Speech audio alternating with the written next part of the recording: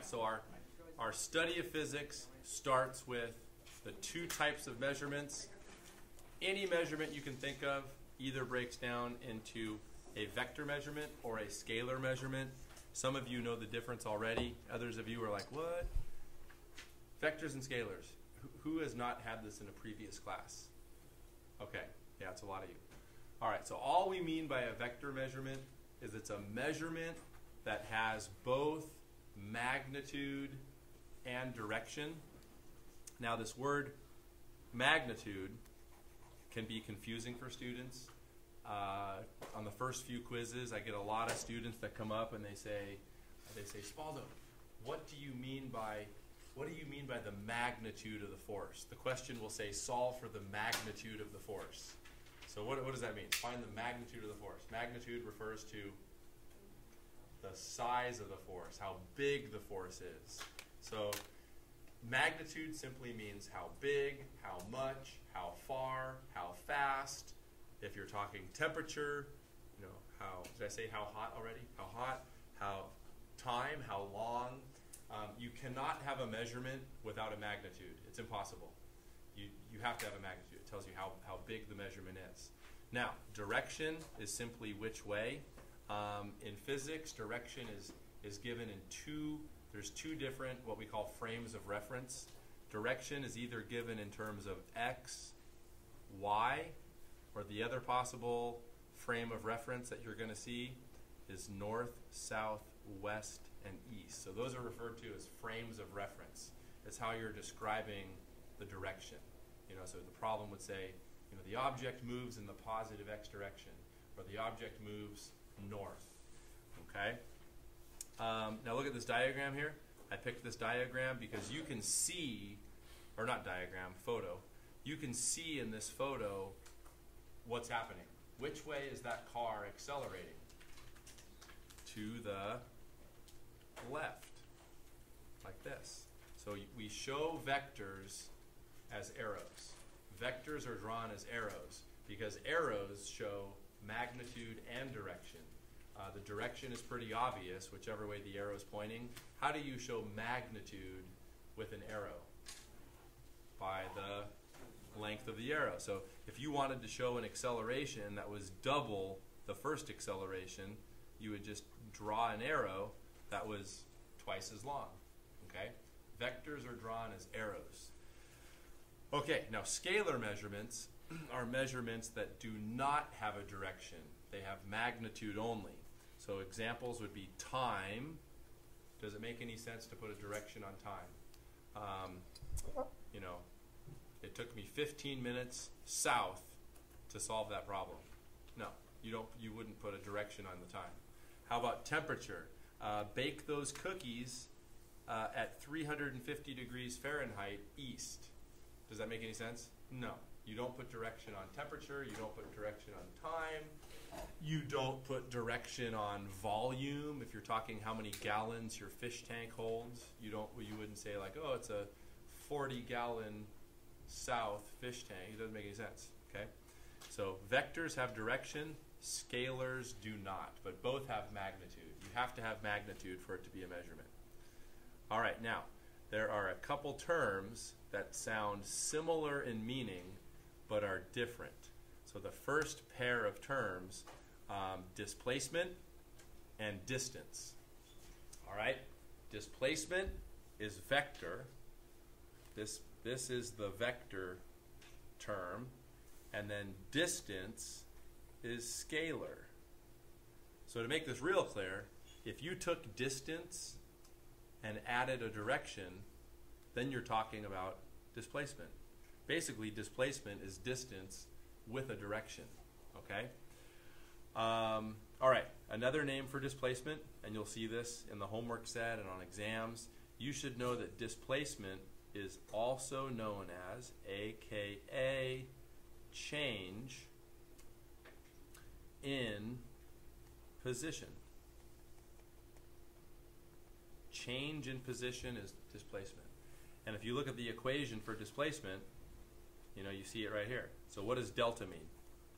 Change, and then x is position, it's where you are. So delta x is literally change of position. And change is always final minus initial. Okay, now we're going to do two examples. The first one's real easy, the second one's a little harder. But I want to point out something here. So when you're in physics, when you're dealing with direction, the way to specify it, 9 times out of 10, the way to specify it is with plus or minus. So look at how, so I have this diagram that I got out of a textbook.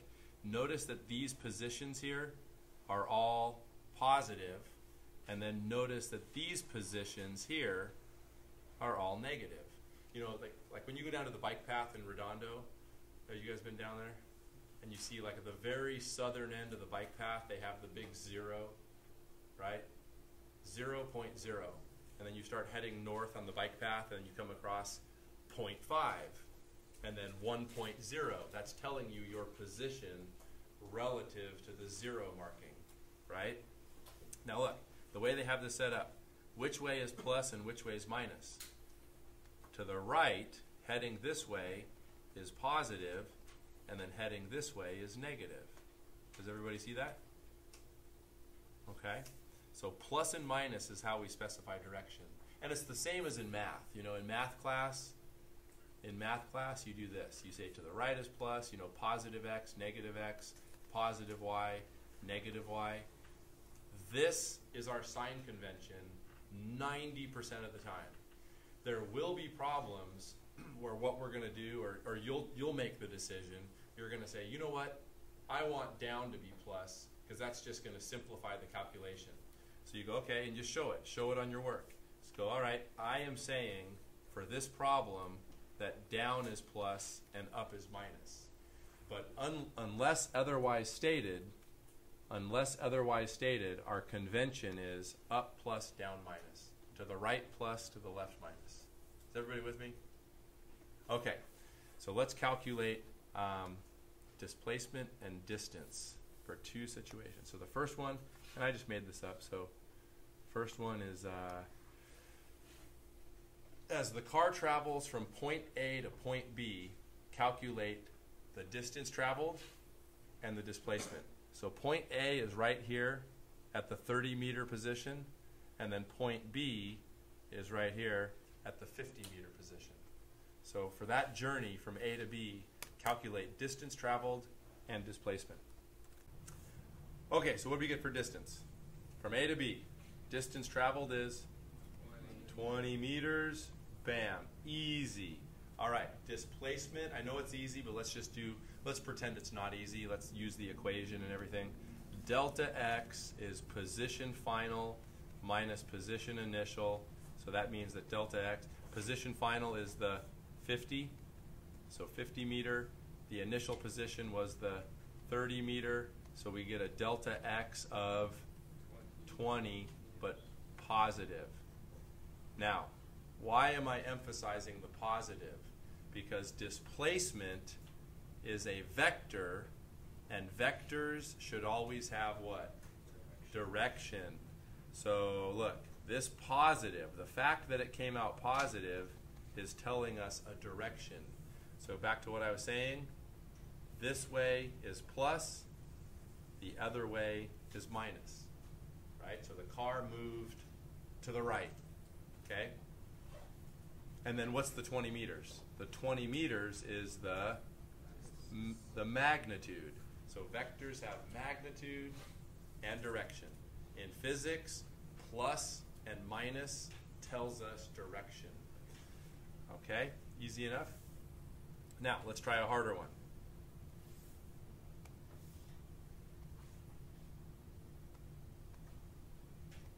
All right, so a more tricky example.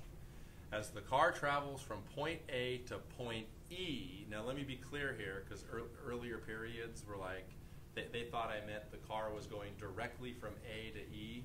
So on this diagram, at least the way I interpreted it, I interpret this to be the car goes from A, which is here, the 30 meter, out to B, which is the 50. So the car goes out to point B, turns around or backs up, and goes to point E, which is the negative 40. So the journey goes like this, out and then back again. So for that situation, I want you to figure out the distance traveled and the displacement. Distance traveled, what'd you get? 110 meters. And then for the displacement, negative 70. And I'll show you how to do that. So using the equation for displacement, delta x is position final minus position initial. So for this problem here, the final position is over here at point E. So that's negative 40 meters minus the starting position, which was the positive 30. So we have negative 40 minus 30, which comes out as negative 70. So notice quite a difference, 110 versus 70. Displacement only cares about starting point and ending point, and the distance in between with the direction. Okay, so this negative again is the direction. The 70 is the magnitude. So what is the negative telling us? Which direction? To the left. Easy enough? So vector versus scalar. All right, so another pair of words. Velocity and speed. Okay? Velocity is the vector. Speed is the scalar. All right? So the definition for velocity, is displacement over time. So notice displacement was vector, and it's being used in the definition for velocity, which is vector. Speed is distance over time. So speed is scalar, and it's using distance in its definition, and distance is scalar as well. All right, so units. What will the unit for velocity be? Well, what do we measure position in physics? Meters. Time gets measured in seconds, so we get meter per second. In everyday life, we don't use meter per second, but we use something that does the exact same job, miles per hour. Okay? All right, so here's a question. If it takes the car 7 seconds to travel from point A to point E, so again, the car is going like this. It starts at point A, goes out to point B, and then back to point E. So that's the whole journey. So you already have part of this calculated. So calculate the average speed from A to E and the average velocity from A to E. So finding the average speed. Oh, and you know what? Hold on. I want before we calculate this, notice the word average here. There's average, and then there's instantaneous. You notice that on the first lab that we did? One question asked for average, the other one asked for instantaneous. You already understand the difference between them, even if you don't think you do. Instantaneous is like right at a specific moment. So let's say you're driving your car and you're going 70 miles an hour in a 35, and you're cruising along, like you look down at the speedometer and you're like, oh, I'm going 70 miles an hour. Is that instantaneous or average? Instantaneous. That's how fast you're going, like at that moment, right? At that moment, you're going 70 miles an hour, and like, oh, I better slow down, okay? Now, average would be like you go from your house in Palos Verdes to, where should we go? El Segundo. I have a friend who lives in El Segundo, so you go to my friend Ricardo's house, okay? Okay, so you go from PV to El Segundo. Now, let's say that I was stalking you, and I was like, so you arrive at Ricardo's house. I'm like, hey, man, you went 20 miles an hour on average. Your average speed was 20. Well, does that mean that you were going 20 miles an hour the entire way? No, sometimes faster, sometimes slower. It's an average, right? Very easy to calculate. Just take, if you want velocity, you take your displacement, divide by how long it took, and you don't care what happens in the middle, right? Right. So average and instantaneous. Here it's average because there's not enough information. If I asked you to find the instantaneous velocity, like right there, You couldn't do it because you don't have the data to do it. All we can do in a problem like this is do average. Okay, so how do we get average speed? S for speed. Speed is distance over time. So what's the distance from A to E? We already figured that to be 110 meters in 7 seconds. So this comes out as 15.7 meters per second. Okay. Oh, and I want to point something out here. Notice I'm not paying attention to sig figs. How many of you just came from AP Chemistry last year? Yeah. How many of you are getting points marked off for sig figs? Bummer. So you don't have to worry about that in physics. In physics, the rule is this. Go to the end of the calculation. Don't round until the end. If you have a series of calculations where it's like calculate, you get an answer, that answer gets plugged in somewhere else, and then calculate, you get an answer, that gets plugged in somewhere else, which is very common, like a multi-step problem. Don't round at all till the end. Once you get to the end, 10th place. Okay? No sig figs. And you're going to notice in the textbook, okay, AP, again, who are the AP Chem people? Okay, you guys, like it's built into your brain right now, coming out of AP Chemistry. You will notice that the textbook does not follow the rules for sig figs. Okay? You'll have a problem where it's like 1 sig fig is in the problem, and then they bust out with like 5 sig figs in the answer. Okay? They don't pay attention to it, so don't freak out. Okay? So just round to the 10th place. Now, velocity. Finding average velocity. Oh, look at this. See this line above the V? See that line? That indicates average. If you see a line, it indicates average. If there's no line, then it's instantaneous. So average velocity, we go delta x over delta t. So our delta x was negative 70 in a time of 7 seconds. So this comes out as negative 10 meter per second. Again, the negative indicates the direction. The average velocity points to the left. Okay? Any questions with this? All right, one more thing to do and then we're done. So we're going to talk about acceleration.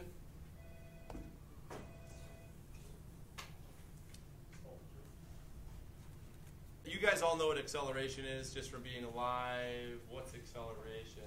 Object going faster, faster, faster, or slower, slower, slower. So the definition for acceleration is any change in velocity divided by the time that velocity change took place over. Okay? Now is acceleration, is it vector or scalar?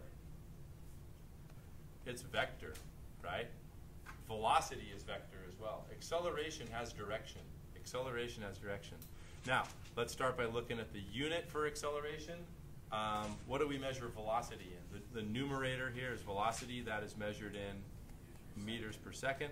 Time is measured in second. So we get this unit of meter per second. But you're not going to see it that way. In the book and on the exams, you're going to see acceleration. How are they going to do the unit? Meter per second squared, which I know from having taught this class long enough, kids find second squared to be really confusing. Like, what's a second squared? Everybody knows what a meter squared is. What's a meter squared? That's a measurement of area, you know, meter by meter, that's 1 meter squared. But what the heck is a second squared? Well, don't think of it like that, because I don't know what a second squared is. Take a second on your watch, square that second. What? What is it? That's confusing. So whenever you see this, whenever you see meter per second squared, I want you to go, oh, what they mean is meter per second. So let's make this even more clear. So look down here. So see this blue car. Looks like it's out of a Scooby-Doo cartoon. Doesn't that look like a Scooby-Doo cartoon? Exactly. It's like the bad guy's car. Let's say that this car starts at rest. So at t equals 0 seconds, this car has a velocity of 0. Okay? And then let's say that the acceleration of the car is 5 meters per second squared. What does 5 meters per second squared mean? It means the velocity will change by 5 meters per second every second. Every second, the velocity changes by 5 meters per second, right? So look, let's say that right here, let's say that this is t equals 1. What's going to be the velocity there? 5. And then the car goes on, so here's the car down the road, right? Notice I drew it farther. Every second it's traveling farther. At t equals 2 seconds, what's the velocity? 10. Every second it goes 5 meters per second faster. You guys get it? Now, one last, that's what acceleration is. Let's look at the last screen here. Okay, gravity is an acceleration. And we know what gravity is near the surface of the Earth. In fact, we're going to do a lab on this. And if you still have your paper tape, guys, the paper tape from the lab we did this week, where you dropped the mass through the tape timer machine, from that paper tape record, you can calculate with really high accuracy what the acceleration of gravity is. Okay, we'll do that lab next week or the week after. But near the surface of the Earth, we know that gravity is negative 9.8 meters per second squared. This gets rounded very frequently to 10, which I encourage you to do. Like on tests and quizzes, I'm going to have you guys use 10. Doing the homework, I would use 9.8. This textbook, the answers are in the back of the book. It's a really good feeling when you go to check your answer and you're like, oh, yeah, like what you got is exactly what's there. If you're using gravity as 10, you're not going to get that warm glow feeling, you know? You're like, oh, I did it right. It's going to be like, what? Wait, oh yeah, I used gravity as 10. So textbook problems, use 9.8. Everywhere else, use 10, you know? In physics, we're not concerned with sig figs. 10 is good enough. For gravity, we'll just do that. Now, why is gravity negative? Because what's our sign convention for the vertical? Down is negative, up is positive. And like I said, are you allowed to switch that? Are you allowed to say, you know what? Hey, gravity's going to be positive. Can you do that? Totally, as long as you specify that that's what you're doing and you stick with it. But the convention is that down is negative, but you can switch it to positive if you wanted to. All right, now, what does that mean? Gravity is 10 meters per second squared means what? 10 meters per second every second. So answer this. So a ball is dropped from the top of a very tall building. Assuming no air resistance, how fast will the ball be moving after 1 second, 3 seconds, 4.6 seconds? So I'm going to set up a table. Time in seconds, velocity in meter per second. So at t equals 0, velocity is 0. So this ball gets dropped. Let's say like right there is 1 second. How fast is the ball moving after 1 second? Negative 10. Well, I have the units at the top. Negative 10 meters per second. All right. Now why negative? Because it's going down. Okay. After 3 seconds, so let's say like right here is 3 seconds. How fast is it going? Negative 30. And then 4.6 seconds. Negative 46.